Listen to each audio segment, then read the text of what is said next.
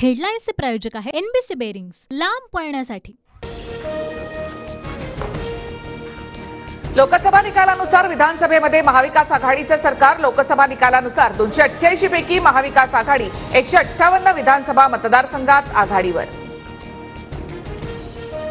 लोकसभेच्या निकालानुसार महायुतीला फक्त 127 विधानसभा मतदारसंघात आघाडी। विधानसभेला महायुतीला करावी लागणार कसरत। लोकसभेची आकडेवारी भाजपसाठी डोकेदुखी ठरण्याची शक्यता। भाजपच्या 105 पैकी 42 विद्यमान आमदारांच्या मतदारसंघात महाविकास आघाडी आघाडीवर।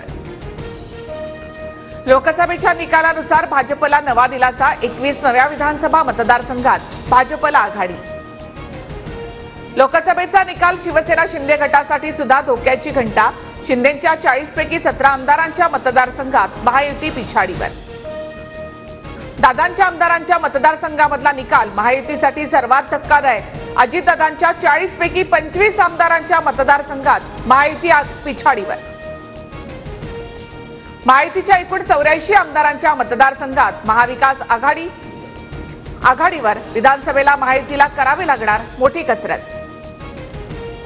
राष्ट्रवादीच्या वर्धापन दिनाच्या जाहिरातीमध्ये जयंत पाटलांचा सेनापती असा उल्लेख, तर एका नेत्यामुळे नव्हे तर सामान्य कार्यकर्त्यांमुळे लोकसभेमध्ये यश। वर्धापन दिन मेळाव्यात रोहित पवार यांचं वक्तव्य।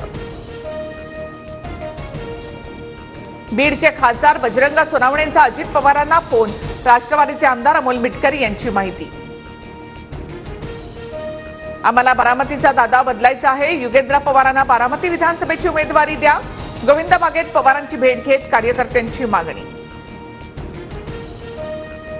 विधान परिषदेच्या जागांबाबत बसून निर्णय घ्यायला हवा। उद्धव ठाकरेंशी संपर्क साधण्याचा प्रयत्न, मात्र संपर्क झाला नाही। काँग्रेसचे नेते नाना पटोले यांचं वक्तव्य। विनोद तावडेंना मोठी जबाबदारी राज्यामध्ये मिळणार की देशात? चंद्रकांत पाटलांच्या वक्तव्याने राजकीय वर्तुळामध्ये चर्चांना उधाण। विनोद तावडेंनी केंद्रात जाऊन कर्तृत्व सिद्ध केलं। तावडेंना मोठी जबाबदारी मिळू शकेल याबाबत दुमत नाही। सुधीर मुनगंटीवारांची प्रतिक्रिया। लोकसभा अध्यक्षपदाची धुरा दक्षिण भारताकडे जाण्याची शक्यता। भाजपच्या डी पुरंदेश्वरींच्या नावाची चर्चा।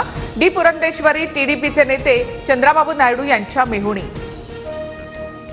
केंद्र सरकारमधील नितीश कुमार आणि चंद्राबाबू नायडू अतृप्त आत्मे। 2 अतृप्त आत्म्यांची मोदींनी शांती करायला हवी। संजय राऊतांचा हल्लाबोल।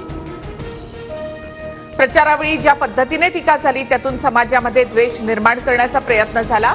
प्रचारामधील अतिरेकावरून दूर होत समस्यांवर चर्चा व्हावी। मोहन भागवतांचे सरकारला खडे बोल।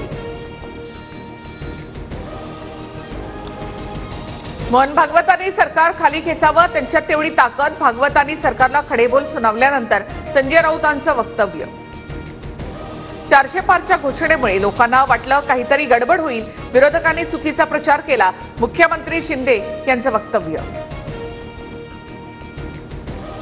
गोड बोलून माझा काटा काढण्याचा सरकारचा प्रयत्न। जरांगेंचे राज्य सरकारवर गंभीर आरोप, तर संभाजीनगरचे खासदार संदीपान भुमरेंनी जरांगे यांची भेट घेतली।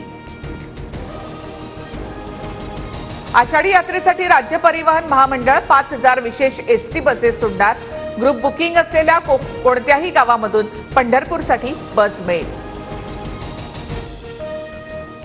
मोहन चरण माझी होणार ओडिशाचे नवे मुख्यमंत्री। मोहन माझी उद्या घेणार ओडिशाच्या मुख्यमंत्री पदाची शपथ। भाजपकडून 2 उपमुख्यमंत्री सुद्धा शपथ घेतील।